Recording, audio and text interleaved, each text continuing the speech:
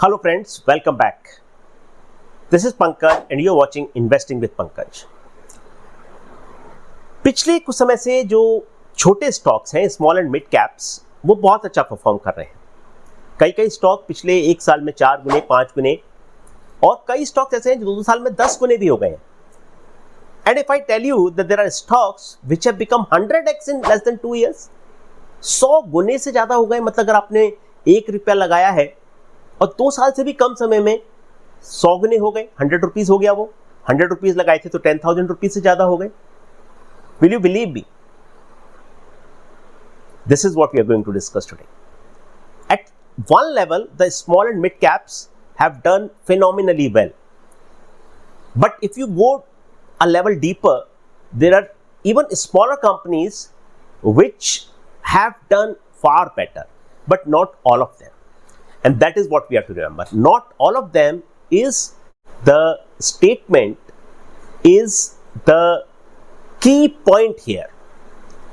अगर सभी स्टॉक्स ने ऐसा नहीं किया है, अगर सभी स्टॉक्स इस तरह से नहीं परफॉर्म किए, तो रिटेल इन्वेस्टर को किन किन चीजों का ख्याल रखना चाहिए और किन किन चीजों के बारे में बहुत केयरफुल रहना चाहिए, ये आज का हमारा टॉपिक है. और ये टॉपिक इसलिए हमने चुना है क्योंकि बहुत सारे लोगों ने ये क्वेश्चन किया है और बहुत सारे लोग ये पूछते हैं कि स्मॉल और मिड कैप इतना स्पेस एक्साइटिंग है, तो लार्ज कैप में इन्वेस्ट करने की जरूरत ही क्या है? क्यों रिटेल इन्वेस्टर को लार्ज कैप में इन्वेस्ट करना है, क्यों उन्हें जाना है उसमें, जब स्मॉल मिड कैप में वो इतना अच्छा परफॉर्म कर सकते हैं? आइए शुरुआत करते हैं. Small and mid cap investing, easy to get in but difficult to get out, ये हमारा टैगलाइन है इसके लिए. इजी टू गेट इन मतलब आप इन्वेस्ट बहुत जल्दी कर सकते हैं, अंदर बहुत जल्दी आ सकते हैं, बट बाहर निकलना बहुत मुश्किल होता है. अगर 70s या 80s के बॉलीवुड मूवीज आपको याद हो तो एक डायलॉग हुआ करता था, जब भी कोई डॉन या जब भी कोई बहुत बड़ा क्रिमिनल किसी नोविस को समझा रहा होता था तो बोलता था कि ये रास्ते सिर्फ अंदर की तरफ खुलते हैं.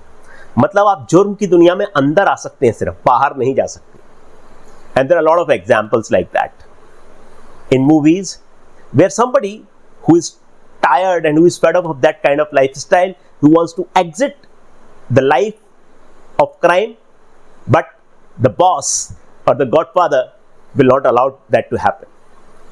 Mid cap investing, small cap investing और छोटे स्टॉक की इन्वेस्टिंग बहुत हद तक उन चीज़ों के साथ सिमिलैरिटीज रखती है और बहुत हद तक ये जो चीज़ें हैं बहुत इंपॉर्टेंट है याद रखने के लिए रिटेल इन्वेस्टर को, कि it becomes very exciting.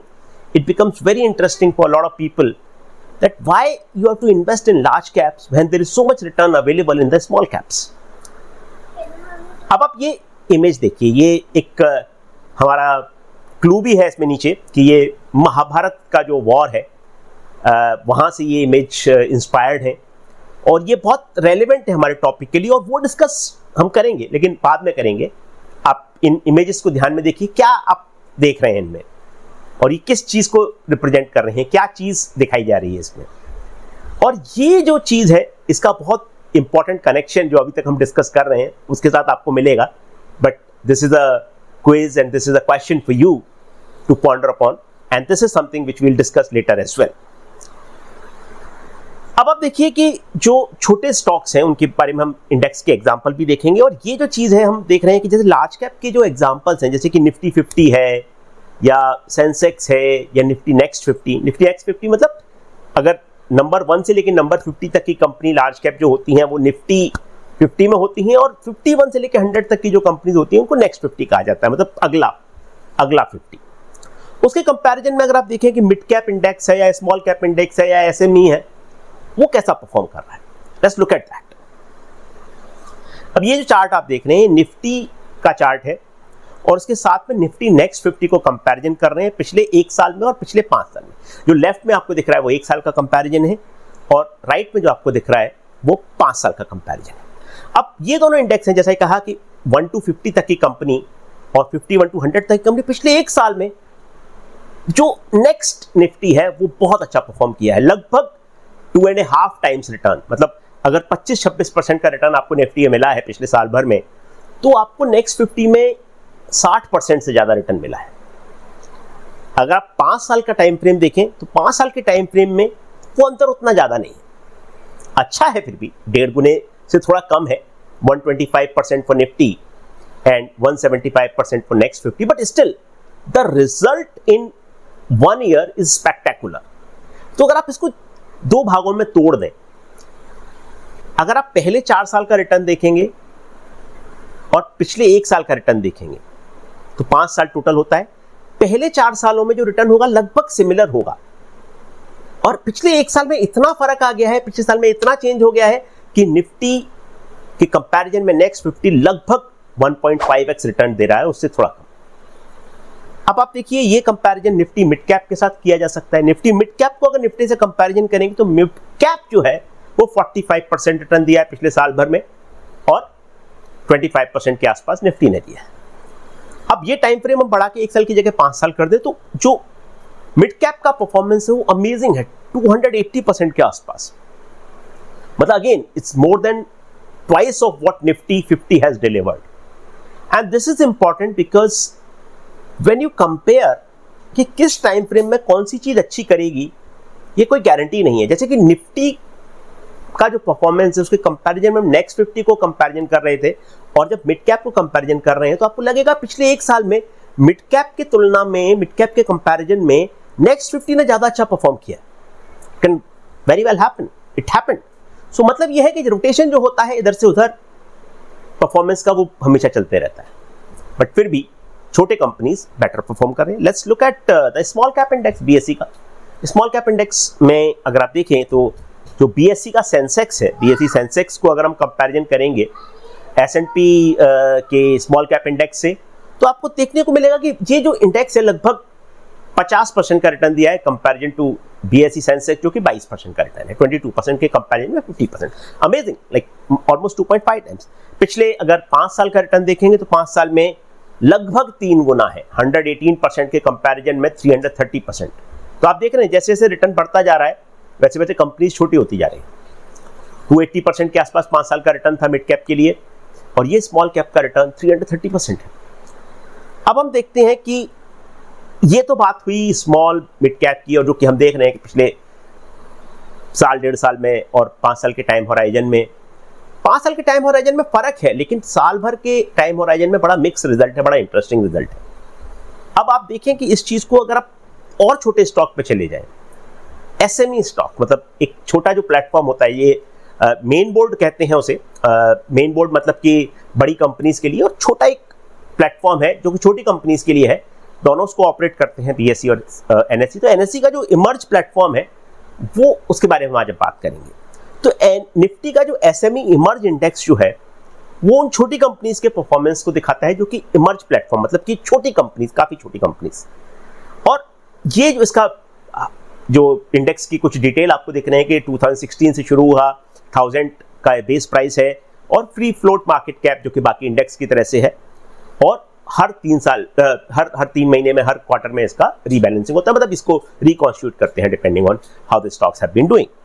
These are some basic detail, not very important, but still very important to understand and know, because how the index is constituted, क्या डाल रहे हैं उसमें, क्यों डाल रहे हैं, वो जानना बहुत जरूरी है। अब आप देखिए ये चार्ट है, ये चार्ट पिछले, जब से ये इंडेक्स चालू हुआ है, पिछले 7-8 साल का चार्ट है, और ये परफॉर्मेंस आप देखिए कि ये 1000 से शुरू हुआ और आज 15,000 पे है, मतलब 15 गुना रिटर्न इसने दिया है। 15 गुना रिटर्न दिया है, मतलब ये इंडेक्स 15 गुना हो गया है। अब आप ये यहां पर देखिए कि पिछले 7-8 सालों में ये इसका परफॉर्मेंस है, और इस परफॉर्मेंस को अगर हम पार्ट्स में डिवाइड करते हैं तो ये जो आपको चार्ट जो यहाँ पे दिख रहे हैं, यहाँ पे 2 चार्ट आपको दिख रहे हैं। एक लेफ्ट साइड में चार्ट दिख रहा है वो 1 महीने का परफॉर्मेंस है, और जो राइट में दिख रहा है वो 3 महीने का परफॉर्मेंस है। 1 महीने में ये करीबन 8 या 9% का रिटर्न दिया है। 8 या 9% 1 महीने में। Imagine you earn 7%, 6.5% in a fixed deposit for 1 year. तो लोग कहेंगे अरे वाह, अमेजिंग, that's great। उसके बाद एसएमई इमर्ज इंडेक्स का 3 महीने का रिटर्न 17% के आसपास, not too bad, but still not as good as 1 month return, because आप 3 महीने में जो आप देख रहे हैं, 3 महीने का अगर आप 3 गुना कर दें तो 25% होना चाहिए था, 8-9% को, बट फिर भी 17% is not a bad return. Then look at 6 महीने में 1.5 गुना हो गया, 50% रिटर्न है, और ये साल भर में लगभग 70% के आसपास रिटर्न है। मतलब ये क्या देख रहे हैं आप कि पिछले साल भर में ये रिटर्न जो दिया है वो 75% से थोड़ा सा कम दिया, और पिछले 6 महीने में ये रिटर्न जो दिया वो 50% दिया है। That's an amazing performance, that's a great performance. Now when we look at a slightly longer time horizon, 3 साल का रिटर्न जो है वो सिर्फ 76% नहीं, वो कैगर है। कैगर मतलब कंपाउंडेड एनुअल ग्रोथ रेट, मतलब वो 76% 75% हर साल दे रहा है, और वो CAGR यहाँ पे दिखा रहा है। ऐसे ही अगर आप पिछले 5 साल का रिटर्न देखें तो 65% है, बहुत जबरदस्त रिटर्न है। 65% return is an amazing return. But what we are going to discuss next is going to be even more amazing. अब आप ये देखिए, इस इंडेक्स की फंडामेंटल्स मतलब वैल्यूएशन अगर आप देखें तो प्राइस टू अर्निंग्स इसका है 100 से ऊपर। आपको याद होगा हम डीमार्ट को बार बार याद करते हैं, डीमार्ट स्टॉक को बराबर डिस्कस करते हैं कई सारे वीडियो में, और डीमार्ट में हम बात कहते हैं कि भाई इट्स अ ग्रेट कंपनी, बहुत अच्छी कॉर्पोरेट गवर्नेंस है, बट वैल्यूएशन बहुत महंगा है। 120, 125, 130 वैल्यूएशन बहुत महंगा है। बट यहां पर आप देखिए स्मॉल मिड कैप से भी छोटी कंपनीज हैं, ये इमर्ज प्लेटफॉर्म की कंपनीज हैं, जो कि हम मार्केट कैप डिस्ट्रीब्यूशन भी आपको बताएंगे कितनी छोटी कंपनी जैसे कि आप इमेजिन कर पाए। अब वो कंपनीज अगर 100 से ऊपर के प्राइस टू अर्निंग पर ट्रेड कर रही हैं, तो आप इमेजिन करें कितना महंगा और कितना इन्वेस्टर का इंटरेस्ट है उसमें। प्राइस टू बुक है 10 से ऊपर। प्राइस टू बुक मतलब कि नेटवर्थ कितनी और प्राइस कितनी है, नेटवर्थ मतलब बुक वैल्यू, और 10 का वैल्यू होना मतलब आप समझ रहे हैं कि प्राइस टू बुक अगर 10 है मतलब कितना महंगा स्टॉक या इंडेक्स है ये। और इसका ये जो कुछ एक आपके कोरिलेशन और वो सब जो डाटा आपको यहाँ पे दिखा रहे हैं, ये ऑफिशियल डाटा है, आपको NSE की साइट पे मिल जाएगा इस इंडेक्स के बारे में। अब आप देखिए कि इस कंपनी, बहुत सारी ऐसी कंपनी होंगी जो आपने सुनी नहीं होंगी, मैं तो कह रहा हूँ ज्यादातर ऐसी होंगी जो आपने सुनी भी नहीं होंगी। और आप इसको देखिए, इसमें टोटल लगभग 300 के आसपास कंपनी है, 297 टू बी प्रिसाइज, 297 कंपनी इसमें है। और इसमें सबसे बड़ी कंपनी जो है वो नेटवर्क पीपल सर्विस टेक्नोलॉजीज है। बहुत सारे लोगों ने इसका नाम नहीं सुना होगा, ज्यादातर मैं कह रहा हूँ ज्यादातर नाम नहीं सुना होगा। फिर उसके बाद जीना सेखो, लाइफ केयर और याना पावर, ऐसे कर करके बहुत सारी कंपनी है। ये इसकी सबसे बड़ी कंपनी, ये जो आपको यहाँ पे दिख रहा है, ये टॉप 10 कंपनीज दिखा रहे हैं यहाँ पे। टॉप 10 कंपनीज जो इंडेक्स में है वो, जैसा कि हमने कहा 297 कंपनीज है पूरे इंडेक्स में, टॉप 10 कंपनीज ये है।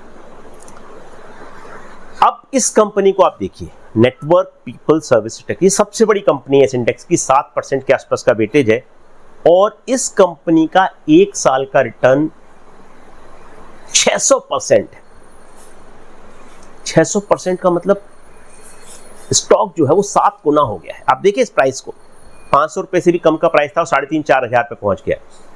मतलब ये प्राइस किस तेजी से बढ़ा है और कितना 1 साल के अंदर 6 या 7 गुना होना, मतलब आप like it's even difficult thing to imagine. 6-7 गुना, मतलब आप देखें कि आज अगर आप निफ्टी पर हैं 25,000 के आसपास, 26,000 के आसपास, तो 5-6 गुना 7 गुना का मतलब यार निफ्टी 3-4 हजार पे होना चाहिए उसके हिसाब से 1 साल। या फिर अगर आप सेंसेक्स देखें तो सेंसेक्स कहाँ पे होना चाहिए, 85,000 के आसपास सेंसेक्स, तो 12-14 हजार पे होना चाहिए। अब देखिए कि प्राइस चार्ट ये जो है 5 साल का, इसका रिटर्न 160% है 5 साल में। अब 160% रिटर्न है, इसका मतलब कैगर है ये, हर साल आपको 160% रिटर्न दे रहा है ये कंपनी। और ये कंपनी में आप देखें कि ये कंपनी जो इसका जो आप कंपैरेबल चार्ट देख रहे हैं, पीयर ग्रुप कंपैरिजन देख रहे हैं इसमें टेबल में, ये कंपनी इसका जो PE है 240 के आसपास है, प्राइस टू बुक 90 के आसपास है। मतलब आप इमेजिन करिए कितना तेजी से ये स्टॉक बढ़ा है और कहां पे ट्रेड कर रहा है। मतलब सब कुछ ठीक है मैं तो कहता हूं, लेकिन 240 का PE होना या 90 का PE होना, इसको बहुत डिफिकल्ट होगा जस्टिफाई करने के लिए कि भाई आप कितना ग्रोथ एजम्पशन डाल रहे हैं इस कंपनी में। Not to say that this company can not become double from here in next 3 months, not to say that, but I am just saying that to buy something fundamentally और greater fool theory को side में रख दें तो क्या invest कर सकते हैं। ग्रेटर फूल थ्योरी ये होती है कि भाई हमने आज ले लिया, हम बेवकूफ अगर बन गए तो हम किसी और को बेवकूफ़ बना लेंगे जो हमसे बड़ा बेवकूफ़ है और उसको वो और महंगे भाव पे उस चीज़ को खरीद लेगा। ग्रेटर फूल थ्योरी सिंपल भाषा में ये कही जाती है। मतलब हमको भी, अगर हम किसी स्टॉक में बेवकूफ़ बने हैं, हमने वो बहुत महंगे में खरीदा, तो हमको भी कोई और आगे ग्रेटर फूल मिल जाएगा, मतलब हमसे बड़ा मूर्ख मिल जाएगा और वो इसको खरीद लेगा। स्टॉक मार्केट में बड़ी popular theory greater fool theory, क्योंकि जब स्टॉक्स ऊपर जा रहे होते हैं, बुल मार्केट होता है, तो ज़्यादातर लोग ये यकीन करते हैं कि भाई कुछ ना कुछ आगे ऐसा होगा कि कोई ना कोई ग्रेटर फूल हमें मिलेगा, जो कि हम उसको जिस भाव पे हमने स्टॉक खरीदा उससे बेहतर भाव पे, उससे ऊंचे भाव पे बेच पाएंगे उसे। अब आप इस कंपनी को देखिए, ये कंपनी, ये इसका जो चार्ट है, ये कंपनी का जो प्राइस है और जो कंपनी का आप पी रेशो देख रहे हैं, आप पी रेशो के बारे में बात करें तो पी रेशो आप देखिए इसका, मतलब ये 2021 के आसपास का सितंबर का जो वो है, उस टाइम 50 से भी कम, 25, 26, 30 के आसपास, और अब इतना, कितनी तेजी से बढ़ा। और आप अर्निंग्स का ग्रोथ देखिए, अर्निंग्स का ग्रोथ है नेचुरली, बट जैसा कि अगर आप याद करें कि हमने एक वीडियो में डिस्कस किया था कि पी मतलब वैल्यूएशन का जब एक्सपेंशन होता है और अर्निंग का एक्सपेंशन होता है, तो वो दोनों चीजें मिलकर स्टॉक के प्राइस को ऊपर बढ़ाती हैं। वो चीज आपको यहाँ पे देखने को मिल रही है। अब ये एक और कंपनी है जीना सीखो लाइफ केयर, CAGR रिटर्न का कितना है एक साल का? 145%, 145%। और पिछले 5 साल का रिटर्न कितना है? लगभग 70%। Not bad, of course not as good as the earlier one, but this one is also very good. Now look at the comparison. ये price to earning, price to book काफी रीजनेबल आपको दिखेंगे यहाँ पे as compare to what we discuss just now. मतलब ये इसमें कहने का मतलब, ये आपको एग्जांपल दोनों इसलिए बताए जा रहे हैं कि इस जो छोटी कंपनीज होती हैं, आपको बहुत बड़ा रेंज होता है, बहुत बड़ी वेरिएशन होती है, चाहे वो प्राइस टू अर्निंग्स हो या कुछ और भी हो। वो हम डाटा आपके साथ और डिस्कस करेंगे कि इस पूरे इंडेक्स में किस तरह की कंपनी कहाँ ट्रेड कर रही है। वो डाटा हमने कोलेट किया है, हमारी रिसर्च टीम ने बनाया उस डाटा को, वो आपको दिखाएंगे। बट कहने का मतलब ये है कि बहुत बड़ा लंबा रेंज होता है, 10 का पी भी हो सकता है और 1000 का भी हो सकता है, वही आपको दिखाएंगे भी आगे। अब देखिए इस स्टॉक का जो पी रेशियो है, काफी 80 के आसपास से उतर के इतना आ गया है, लेकिन फिर भी काफी बड़ा रेंज है। और कहां से शुरू हुआ? पिछले 3 साल में अगर आप देखें या 2 साल में देखें तो वर्चुअली नथिंग, वर्चुअली नथिंग जहां से शुरू हुआ। अब आप इस इमर्ज इंडेक्स को देखें, बहुत इंटरेस्टिंग इंसाइट्स आपको यहां पे मिलेंगे।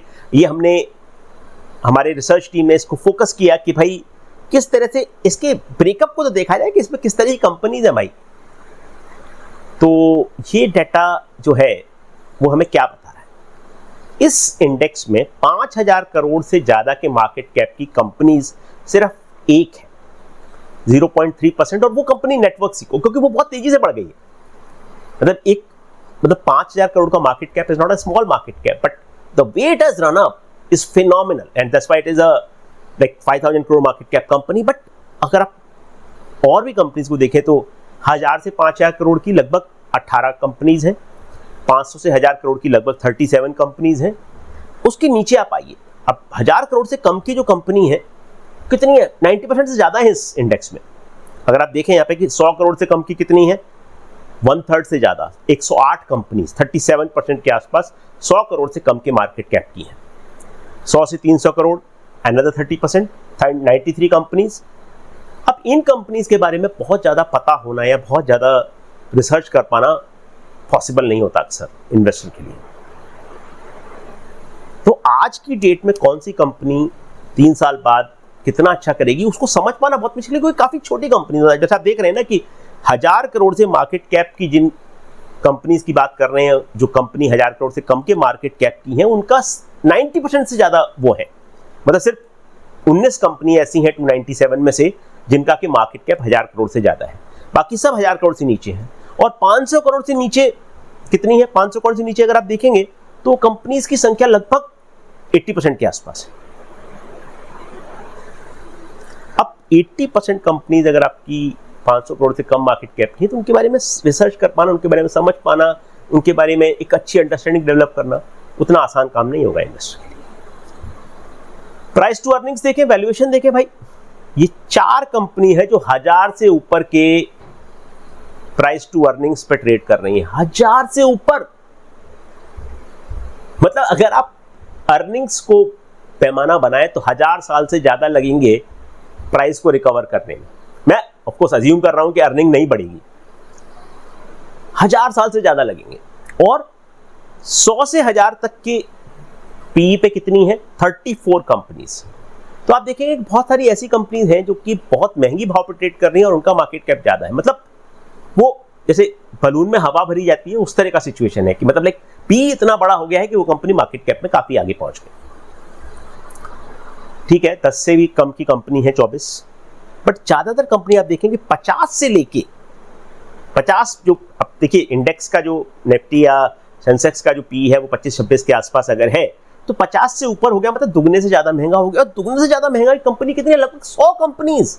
आप इमेजिन करें कि 100 कंपनीज ऐसी हैं, एक तिहाई लगभग कंपनी ऐसी है जिनका कि मार्केट कैप और अर्निंग्स का जो रेशियो है, पीई जो रेशियो है वो 50 से ऊपर का, मतलब इंडेक्स से डबल का है। Of course what it means is काफी महंगी है ये कंपनीज, बिकॉज इन्वेस्टर का इंटरेस्ट ज्यादा है, इन्वेस्टर ज्यादा में इन्वेस्ट कर रहे हैं, बहुत सारे लोग आ रहे हैं उनमें। और अब आप टॉप परफॉर्मर कंपनी देखिए प्रॉफिट के हिसाब से, तो आपको देखेगा कि अरे यार जो टीटीएम प्रॉफिट मतलब 12 महीना ट्रेलिंग 12 मंथ्स का प्रॉफिट 40 करोड़ है इनोवाना थिंक लैब का, या फिर और भी छोटी कंपनी 5 करोड़ तक का आ जाता है। ये टॉप 10 में आती है, टॉप परफॉर्मर है ये। 297 कंपनीज में टॉप 10 कंपनी है ये। और टॉप रिटर्न कंपनीज में आप देखिए जो कंपनी सबसे ज्यादा चली है, जो प्रॉफिट ज्यादा बना रहा है, वो उसमें आपको एक भी नाम नहीं दिखेगा यहाँ पे। मतलब there is something which is misaligned, right? जो कंपनीज बड़ी है प्रॉफिट के हिसाब से उनको बड़ा होना चाहिए, उनको ज्यादा अच्छा परफॉर्म करना चाहिए, लेकिन ऐसा नहीं है। मतलब there is some misalignment between who is doing better, who is doing well and who is performing better in terms of market price performance, stock price performance. जो फंडामेंटली अच्छा कर रहा है, प्रॉफिट ज्यादा कमा रहा है, और जो स्टॉक प्राइस के हिसाब से अच्छा कर रहा है, वो दोनों अलग अलग मिसमैच हो रहा है, बीच में मिसअलाइनमेंट हो रहा है दोनों में। एक दूसरा तरीका है उसको देखने का कि टॉप 20 कंपनीज हमने आइडेंटिफाई करी प्राइस टू अर्निंग्स के हिसाब से और मार्केट कैप के हिसाब से। अब आप इस लिस्ट को देखिए, इसमें 20 कंपनीज हैं, ये टॉप 20 कंपनीज हैं 297 में से। इसी इंडेक्स की, निफ्टी एसएमई इमर्ज इंडेक्स की बात कर रहे हैं, छोटी कंपनी, जैसा कि आपने देखा कि लगभग 80% कंपनीज ऐसी हैं जो 500 करोड़ से कम के मार्केट कैप की हैं, बहुत छोटी कंपनीज हैं। और इसमें 20 कंपनीज जिनका कि मार्केट कैप सबसे ऊपर है, सबसे टॉप पर है। वो लिस्ट ये है आपको लेफ्ट हैंड साइड में जो दिख रही है, और राइट हैंड साइड में आप देखेंगे वो लिस्ट है जो कि मार्केट कैप किसका सबसे ज्यादा है। तो मार्केट कैप जिनका सबसे ज्यादा है, वो लिस्ट के नाम अगर आप कंपेयर करें तो 4 या 5 नाम ही कॉमन मिलेंगे आपको। मतलब ये है कि जिन कंपनीज का पी सबसे ज्यादा है, मतलब तो 14-15 कंपनीज ऐसी मिलेंगी आपको जो कि सबसे बड़ी कंपनीज में अपीयर नहीं हो रही मार्केट कैप के हिसाब से। मतलब ये है कि बहुत सारी ऐसी छोटी कंपनीज हैं जिनमें कि वॉल्यूम्स बहुत कम है या कोई और कारण इसकी वजह से उनका पी बहुत महंगा है, बट वो उतनी बड़ी कंपनी नहीं है। उनके बारे में समझ पाना, उनके बारे में जानना, उनके बारे में रिसर्च करना सब काफी चैलेंजिंग हो सकता है। अब वापस आते हैं अपने क्विज पर। ये क्या है? ये है चक्रव्यूह। चक्रव्यूह की बड़ी एक इंटरेस्टिंग स्टोरी है कि अभिमन्यु को जिस तरह से महाभारत में मारा गया, कि चक्रव्यूह है जो आप देख रहे हैं कि सर्कल बने हुए हैं, घुसना बहुत आसान है लेकिन निकलना बहुत मुश्किल है। तो उसकी स्टोरी ये है कि भाई चक्रव्यूह में घुसना और उससे बाहर निकलना सिर्फ अर्जुन को आता था, और अभिमन्यु को सिर्फ अंदर जाना आता था और बाहर निकलने का इतना उसको ज्ञान नहीं था। वो भी एक अलग स्टोरी है, माइथोलॉजी में बहुत काफ़ी पॉपुलर स्टोरी है, लोग उसके बारे में काफ़ी जानते भी हैं आप में से। बट कहने का मतलब सिर्फ इतना है कि जो चक्रव्यूह है कि भाई घुसना बहुत ईजी है बट निकलना बहुत मुश्किल है बाहर। और ये जो चीज़ है, ये चीज़ इसलिए इंपॉर्टेंट है कि जब आप घुस रहे होते हैं उसमें तो आप अर्जुन होते हैं, मतलब या तो आप अपने को अर्जुन समझ रहे होते हैं या फिर आपको ऐसा फीलिंग आती है कि भाई ये स्मॉल एंड मिड कैप है, ये 10 गुना हो जाएगा, मैं फटाफट निकल जाऊंगा बाहर इसमें से। लेकिन जब आप अंदर घुस जाते हैं अंदर, और जब आप एग्जिट कर रहे होते हैं, तो आप अर्जुन की तरह एग्जिट कर पाएंगे सेफली रिटर्न बना के, या आप अभिमन्यु की तरह फंस जाएंगे और मारे जाएंगे, इसका कहना बहुत मुश्किल है। It's not to scare you off, but I'm just telling you about the how the mid cap, small cap और ये छोटी कंपनीज की इन्वेस्टिंग किस तरह से काम करती है। इनमें वॉल्यूम्स कभी कभी इतने लाइट होते हैं कि घुसना बहुत आसान है, आप खरीद बहुत जल्दी सकते हैं। मतलब आप अगर देखें कि आपको थोड़ा पोजीशन बनानी है तो आप धीरे धीरे करके बना लेंगे, लेकिन आप जब एग्जिट कर रहे होंगे तो आपका प्राइस का इम्पैक्ट बहुत ज़्यादा आएगा। वो सब डिटेल में कभी बाद में बात करेंगे। बट सीधा सीधा ये है कि जो छोटी कंपनीज हैं 100 करोड़ 200 करोड़ की मार्केट कैप की, 500 करोड़ की मार्केट कैप की, घुसना बहुत आसान है रिलेटिवली स्पीकिंग, बट निकलना बहुत मुश्किल है। चक्रव्यूह बन जाता है वो, आप निकलने को बहुत मतलब काफ़ी मुश्किल होगी निकलने में। अब चैलेंजेस जो है स्मॉल कैप और रिस्क क्या है इन्वेस्टिंग में। पहली बात तो नॉट इनफ इन्फॉर्मेशन, जो हम अक्सर बात करते हैं कि इन कंपनीज के बारे में बहुत ज़्यादा जानकारी नहीं होती, बहुत ज़्यादा चीज़ें पता नहीं होती इनके बारे में, और ट्रेडिंग वॉल्यूम बहुत कम होते हैं। पॉसिबिलिटी ऑफ मैनिपुलेशन बहुत ज़्यादा होता है। आपको ये पता नहीं होता है कि भाई इस स्टॉक में जेन्युइन कुछ अच्छा हो रहा है या फिर कुछ ज़बरदस्ती या आर्टिफिशियली इसको इन्फ्लेट किया जा रहा है, आर्टिफिशियली हवा भरी जा रही है, पंप किया जा रहा है। तो छोटी कंपनीज में पता लगा पाना बहुत मुश्किल होता है। बड़ी कंपनीज में क्या होता है, वॉल्यूम इतना होता है ना कि वो पॉसिबल नहीं है। अगर आप ये सोचेंगे आज आप इन्फोसिस या HDFC या रिलायंस के साथ वैसा कर पाएंगे तो पॉसिबल नहीं है। इतना वॉल्यूम है उनमें कि आपको बहुत मतलब हजारों करोड़ का इन्वेस्टमेंट लगेगा, तब भी आप बहुत उस लेवल तक नहीं पहुंच सकते जहाँ पे उसको मैनिपुलेट आप कर पाए। छोटी कंपनी में मैनिपुलेशन ज़्यादा ईजी है। कई सारी ऐसी कंपनी का कि बिजनेस मॉडल प्रूवन नहीं है, अभी साल भर हुआ है, 2 साल हुआ है, 5 साल हुआ है, और वो बिजनेस मॉडल प्रूवन नहीं है। मतलब क्या है कि पता नहीं है कि भाई आगे क्या होगा इन कंपनीज का। नॉट टू से कि सब कंपनीज खराब करेंगी, ऐसा नहीं है कहने का मतलब, बट कहने का तो यह है कि अनप्रूवन बिजनेस मॉडल है, तो आपको पता नहीं, आपको समझ नहीं पाएगा। नॉट इनफ इंफॉर्मेशन और अनप्रूवन बिजनेस मॉडल, समझ नहीं पाएगा कौन अच्छा कौन खराब। रिटेल इन्वेस्टर के लिए क्या मैसेज है इससे? पहली बात तो आपको ये पता होना चाहिए कि आपकी स्ट्रेंथ क्या है। नो योर स्ट्रेंथ्स बहुत जरूरी है। मैं हमेशा इस बात को कहता हूँ, और मतलब in my experience and my interaction with investors, specially institution, मुझे लगता है कि जो भी इन्वेस्टर अपनी लिमिट्स में, अपनी हद में रहते हैं, वो हमेशा बेटर करते हैं। मतलब उनको पता है कि उनको क्या पता है क्या नहीं पता है। और कई सारे इन्वेस्टर हैं जिनको कि मतलब मार्केट की सेंटिमेंट के हिसाब से, या भाई इसमें तो बहुत ज़्यादा अभी पॉप आने वाला है, बहुत ज़्यादा आगे बढ़ने वाला है स्टॉक, वो तरह का इन्वेस्टिंग उतना ठीक से काम नहीं करता। Fix percentage of portfolio assign कर लीजिए भाई कि मैं अपने, अगर मैं 100 रुपीज़ का इन्वेस्टमेंट बनाने वाला हूँ, पोर्टफोलियो बनाने वाला हूँ, तो 10 रुपये इन कंपनी में लगाऊंगा, 20 रुपये लगाऊंगा, 15 रुपये लगाऊंगा, 5 रुपये लगाऊंगा, एक निश्चित परसेंटेज। उससे बियॉन्ड मत जाइए। कितना भी लालच हो, कितना भी अच्छा लगे, लेकिन उससे बियॉन्ड जाना उचित नहीं है।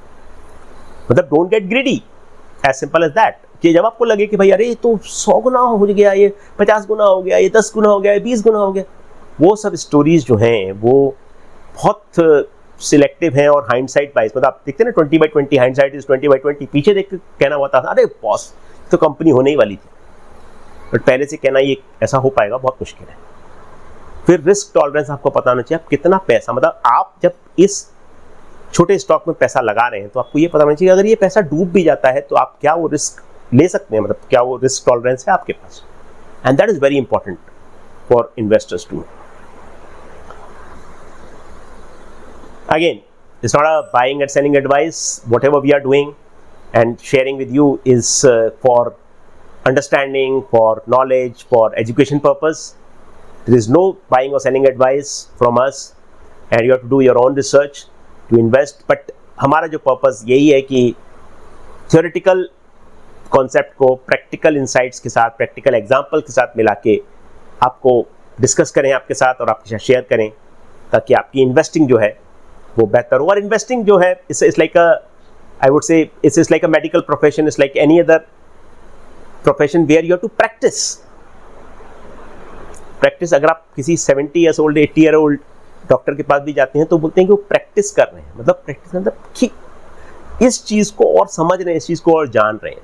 इन्वेस्टिंग बिल्कुल ठीक उसी तरह से है, प्रैक्टिस प्रैक्टिस प्रैक्टिस। मतलब आप उस चीज़ को और बेहतर होने की कोशिश करना चाहिए।